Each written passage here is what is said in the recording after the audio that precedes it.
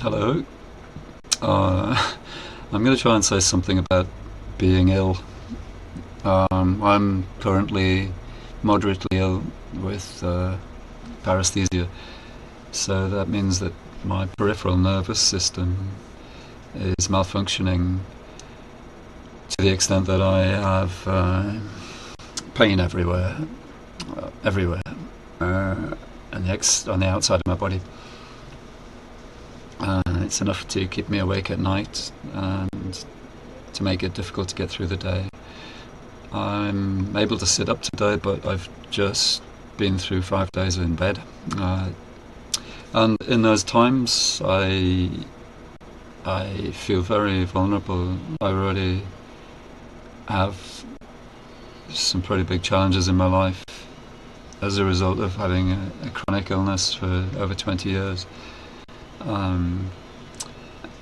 And when I'm laid up, I think about, well, my mind goes to fears of annihilation, of death, of being rejected by society, of losing control of my own life, poverty. Yeah, I have a very autonomous life, and I like that. I have my interests. Among those are the ultimate nature of reality, and this is what I'd like to talk about in relation to illness, in the sense that, I personally am of the belief that there is something that is behind me, something that animates me, something that is the origin of Joseph, that I try to get in touch with as much as possible, and that is not my body, is not my thoughts, is not my feelings, is not this life even, but that expresses itself through this life. Okay, so that's my belief, which comes from exploration, really. I mean, I just came to that through deep exploration, through years ago, through trying to understand sadness, and then trying to understand why I was so physically ill so often. And now, being an elder now, preparing in a way to eventually depart, for this life to eventually come to an end, and for that not to be a problem, for that not to be an issue, for that not to be something frightening or sad. So, what I've been doing in this time of illness, the usual things, distracting myself with streaming films, fun films, to bring laughter into my mind, to laugh. Sleeping when I could, eating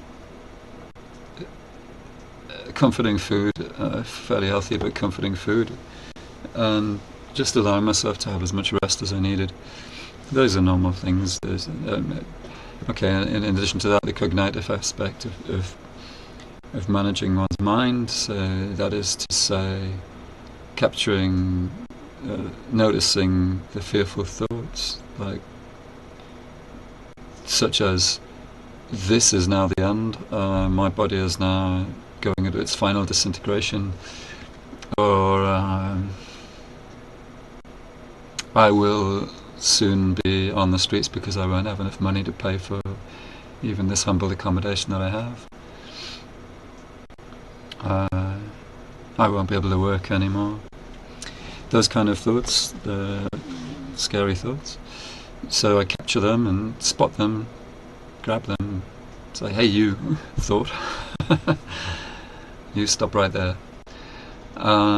Try not to feed them. Try not to encourage them. or occasionally say, okay, you want to come and play, okay, let's follow it, let's follow you, where are you going? And I actually intentionally follow the thought, intentionally follow through. Okay, so you're going to go broke, you're going to not be able to pay your rent, you're going to be living with friends, and then that will end, and then you'll be living on the street somewhere trying to preserve your dignity. I'm following that kind of thought through to its end, to the point where it just loses its fear factor. It just becomes, well, okay, if all of that happened, it would just be another story. Does it change? Would any of that change what I essentially am? Of course, it would change my behavior. It would change the behavior of Joseph, because for example, when I'm a couple of days ago, when I was very in considerable pain and extremely tired, I didn't have much energy to interact with people, so I was being very minimal in my interactions as I went to buy food, for example. Whereas normally I'm quite jovial and friendly with people. Of course, if I was in dire straits, if I got ill to the point where I couldn't maintain myself, and imagining that no friends could come and help me, which is what fear does, is sort of imagining the worst. Then, of course, my behavior would change. I would behave differently. I would behave as somebody who is living in hard times, living in extremely hard times. And that does change one's behavior, but would it change my inner intention, what it is that I feel that Joseph is trying to be, this kind of force behind me, this sort of the real me, I would say, the true Joseph, who isn't, or the true I, that isn't dependent on this body, that isn't even dependent on the idea of Joseph. Would that change? I don't think so. I happen to encounter homeless people through my work, so I spend a bit of time every day at work with homeless people, and many of them are extremely dignified. They have a huge sense of themselves and of their own predicament, and that they know that it's unjust, but they also know that they have self-worth. Others are lost in alcoholism or schizophrenia, and so we just treat them with kindness, as we should. So that's one sort of example of a fear path that my mind can go down, and I think this is perfectly normal. That we all have our fears, and fear of losing a job, fear of losing a home, fear of losing a loved one, and more or less our mind plays with that, and we have the choice to what extent we want to nourish those fears, to what extent we want to allow them to thrive. So during these few days, I was listening to quite a lot to Ajahn, who's a Theravada Buddhist monk who lives in Canada, and I find him really helpful. He's very certain that fear isn't necessary, that we can live fearlessly, and that is healthier. He describes himself as aspiring to bask in well-being, which is a lovely idea. I also listen to Mooji, who comes from a kind of a neo-Advaita tradition, I guess, and he talks about the I, the true I, not the egoic I, but the true I, which is something very subtle and something that we all are aware of, but that most of us lose touch from and are only brought back to through catastrophe or through peak experiences or brief moments of suddenly being aware that I am that thing that is just huge, that is enormous, and that has no fear, that delights in everything. I think I have a memory of having read War and Peace by Tolstoy. A chapter in War and Peace, as I remember it, was about a very spoilt young count who had a life of luxury, and extreme luxury. I mean, like way beyond the luxury that I have as a modern Western man.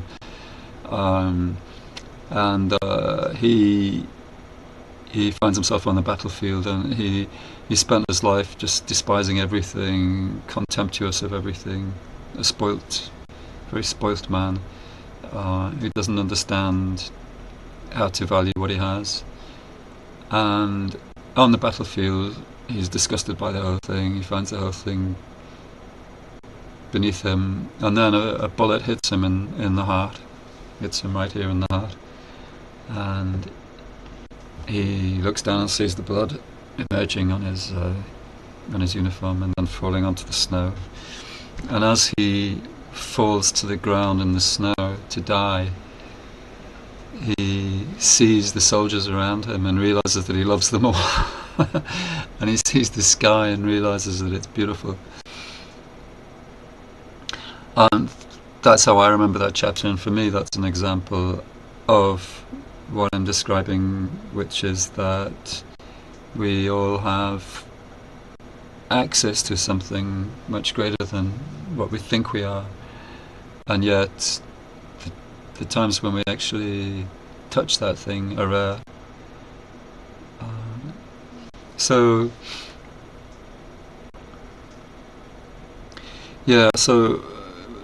one is in pain, one is ill, as I am still, although I'm more functional today, able to sit up and talk to this camera. One is in pain, one is ill.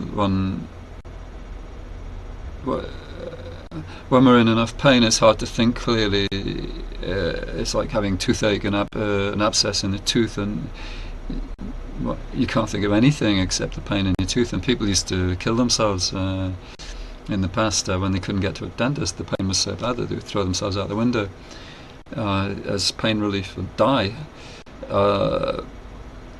My pain last night wasn't at that level, but it was enough to demand a lot of my attention, pretty much most of my attention, as I lay in the night waiting for sleep, and just noticing the pain all over, and obviously wondering how long this is going to last. Is it going to diminish? Is this it? Is this the way I'm going to be? To the extent that I'll have to start taking really heavy-duty painkillers. So every cloud has a silver lining, and the silver lining of being ill like that is that it gives me the circumstances. I feel forces me, but it gives me the circumstances to reflect on who I really am, and what is it that I'm doing with my time.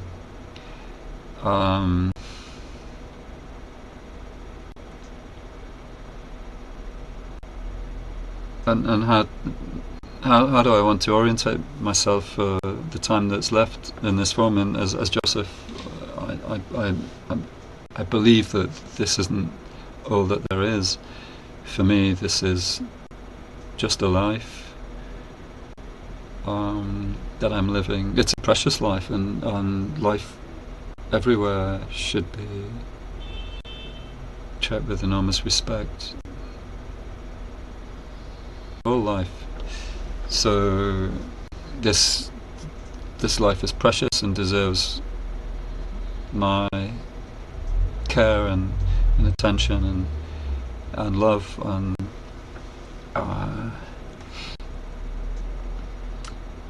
at the same time it's finite and ephemeral in the grand scheme of things. This life will pass, and so how can I make it as worthwhile as possible?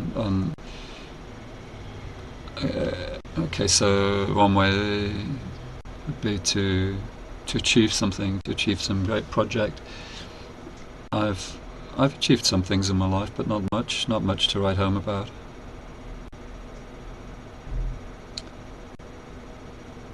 So what's left? What's left is here and now, is to be present here and now, and to feel for something that is more fundamental than illness, and more fundamental than something in me that is more fundamental than my life, than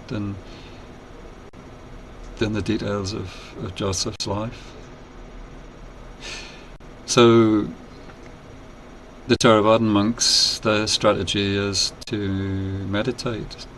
They follow very closely the teachings of the Buddha laid down in the suttas from 2,500 years ago, and they're absolutely sure that that's the best explanation there is for what is and what we can do about it, and that the shortcut to the deathless, to enlightenment, to true freedom, true inner freedom, is meditation.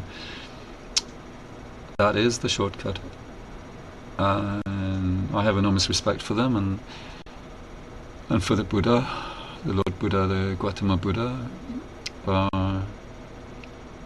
He makes a lot of sense to me. His teachings make a lot of sense to me, and so I meditate. I even managed to meditate through this pain.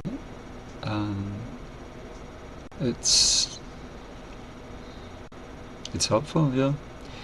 The thing about meditation is that in meditating we reduce the noise, and Ajahn Sona talks about this. He talks about putting oneself in a low sensory environment, in putting oneself in conditions in which one is not stimulating oneself, not stimulating the mind, not distracting the mind, in conditions in which one is forced to witness oneself more and more profoundly.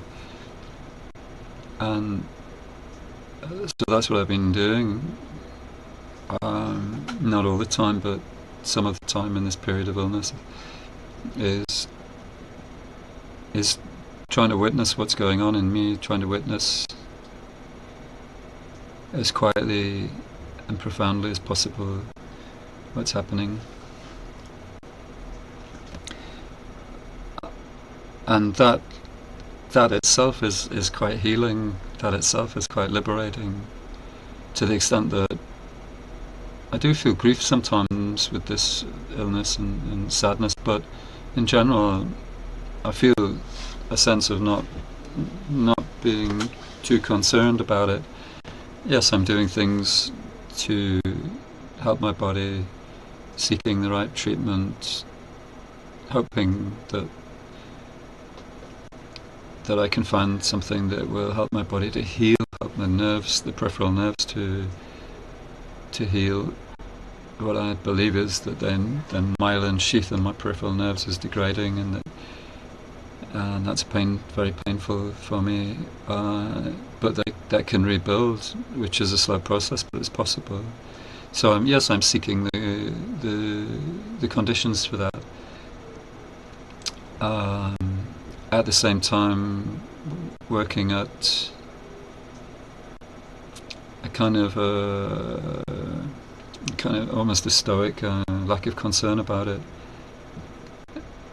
But I would say further than stoicism, working at a kind of sense of joy, just joy at being alive, and that comes from, strangely, it comes from being quiet, from allowing myself to quiet down and to perceive that even though I don't feel great physically, that it's just good to be here, that being here has a sense, has a meaning to it,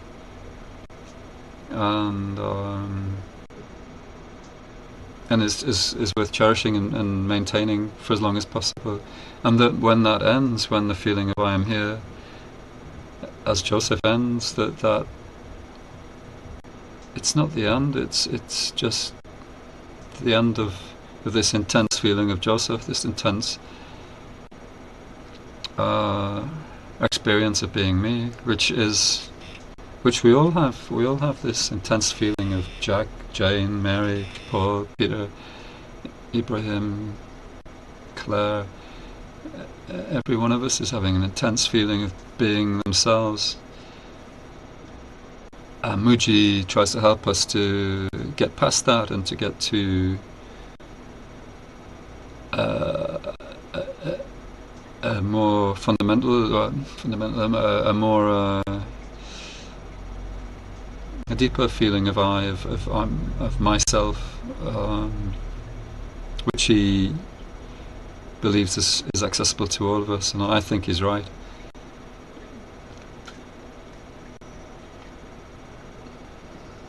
So at the same time that I'm meditating and paying attention to what the Theravadan monks are saying, I'm also following as much as possible the advice of Mooji, which is to just be present, be as present as possible, and to keep kind of just keep disconnecting the sense of I from the egoic I. So there's a sort of witnessing process going on of I feel sad, I'm in pain, and there's an I witnessing the I feel sad, and it's that I that is the deeper I, the I that witnesses the I that feels. There's an I that witnesses the fears and even the sense of being Joseph. I am Joseph, and I feel there's I can sense an I that witnesses that feeling of being Joseph. And that's quite liberating. And it's that I which which this egoic I believes is the more worthwhile to encourage and to nourish. And so in doing so, I feel freer, I feel less concerned about the state of my body, the fear that my life is coming to a premature end, and just in a joyful state, happy state of being. None of us know ever how many breaths we have ahead of us.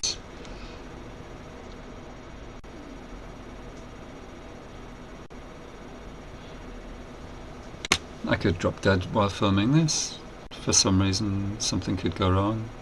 It's unlikely, but it could. We just don't know how many breaths we have ahead of us, and why we don't even know why we're here or where this all comes from. Where does this body of Joseph come from? We say it comes from our parents. That's biology. That's nature. Here I am. This I that witnesses the I of Joseph. This I is dwelling in this form of Joseph.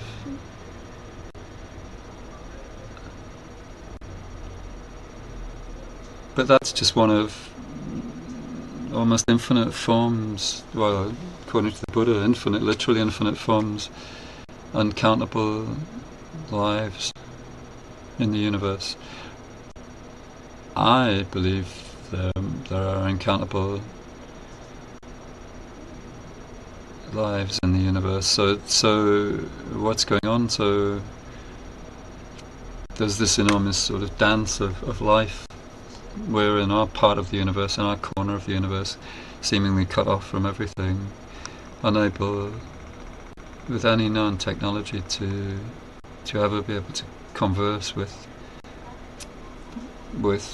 another corner of the universe where some civilization might exist.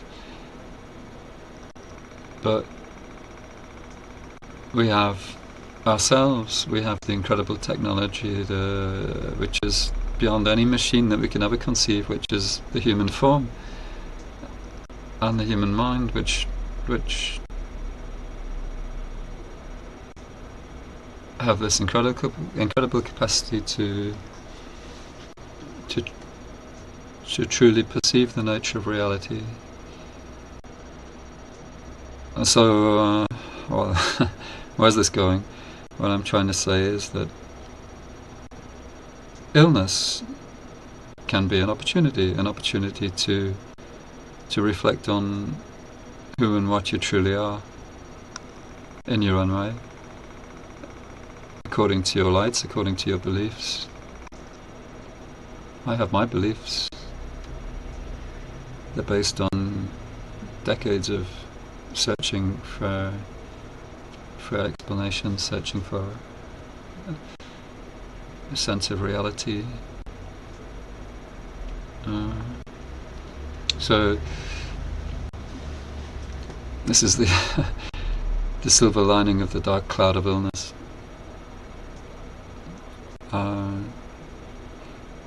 Of any adversity, I would imagine, I think any adversity in life, any kind of terrible thing that seems to be coming towards us,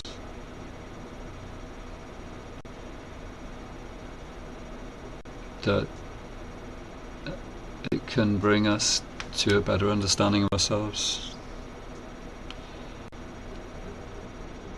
which is why I cited the case of the spoilt young count in Tolstoy's book War and Peace, who gets a bullet in the heart and dies, and as he's dying realizes the beauty of life. Well, that in itself is something. As far as I'm concerned, that's not the end of that man. Yeah, his body goes and he dies, and everything about his ego is gone, but it's not. It doesn't make any sense to me that that's the end of what he really is. What makes sense to me is that he's a fictional character, but he could represent anybody that has a realization at the moment of death, a realization of what life is about at the moment of death, and that person in that situation, in that moment of immense realization of the beauty of life and of the oneness of things, at that moment has a chance to understand things deeply in such a way that whatever continues after that person's life will continue in a better way, continue on a better path, on a less hateful, contemptuous, abusive path, but on a more loving one, which is the challenge for all of us, is how to be good, kind, truthful, how to be good people.